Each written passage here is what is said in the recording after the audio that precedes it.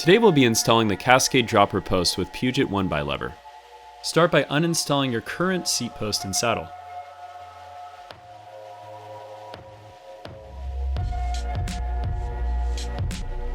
Insert the dropper post into the seat tube, making sure that it's pointed in the correct orientation. The product logo and height measurement lines should be on the back side of the post. Set your dropper to your desired height and tighten the seat collar bolt until it holds the dropper post in place. It's important to follow your frame manufacturer's recommended torque setting for the seat collar, as this varies between manufacturers. Install your saddle into the saddle clamp by loosening the bolts just enough to create an opening for the saddle rails to slide into place.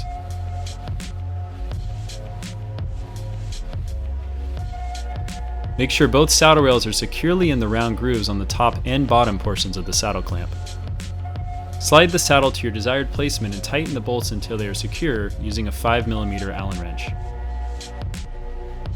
One cool thing to note about the Puget 1x is that it's also SRAM Matchmaker X compatible right out of the box. You'll just need to use SRAM's adapter hardware to install it.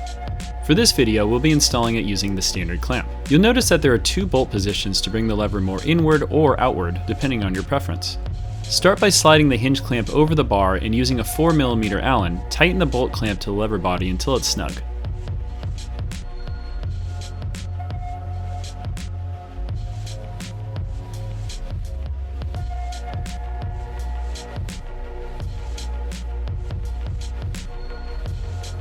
Starting at the post, install the cable housing with cable end into the post and run it to the front of the bike.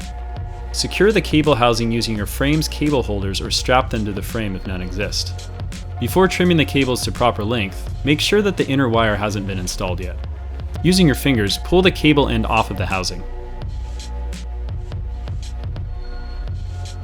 Use your fingers to hold the cable in place where the cable will be installed into the lever while pulling the excess slack through the other side. Turn the bars 90 degrees to verify that you have just enough housing for the bars to turn, but not too much slack so that they're rattling around or can maybe get caught on something while you're riding.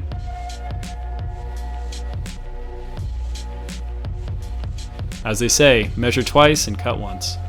Using a pair of cable cutters, cut the cables to your measured spot.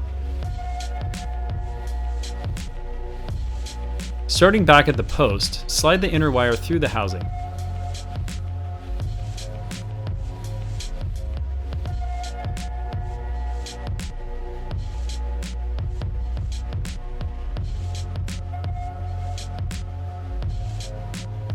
Pop the dust cover off, starting at the bottom of the cover.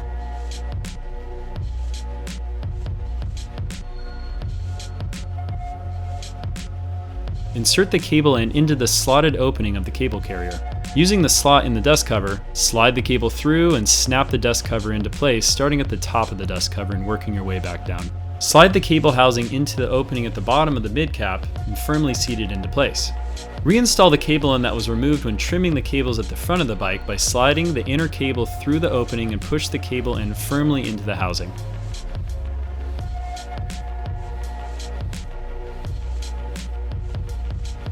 Next, slide the cable through the barrel adjuster and remove the cable clamping bolt. Push the lever to the resting position and reinstall the cable bolt so that it can clamp the inner cable.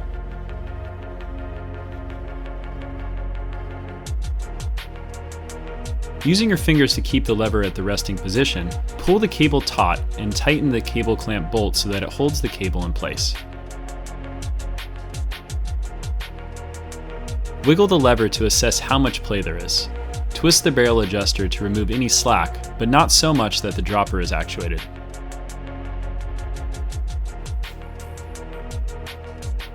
Trim the cable to your desired length using cable cutters and then slide the cable end onto the trimmed cable.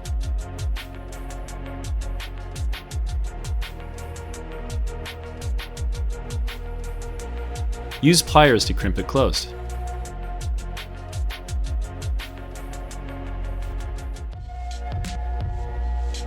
Adjust the lever to your desired placement and using a torque wrench, tighten the lever clamp to 2 to 3 Nm. Make sure not to over-torque the clamp as this can cause damage to the handlebar, which could result in personal injury or even death. Test the lever to ensure proper function. Assuming everything feels right and the dropper is actuating properly, you're now ready to go ride.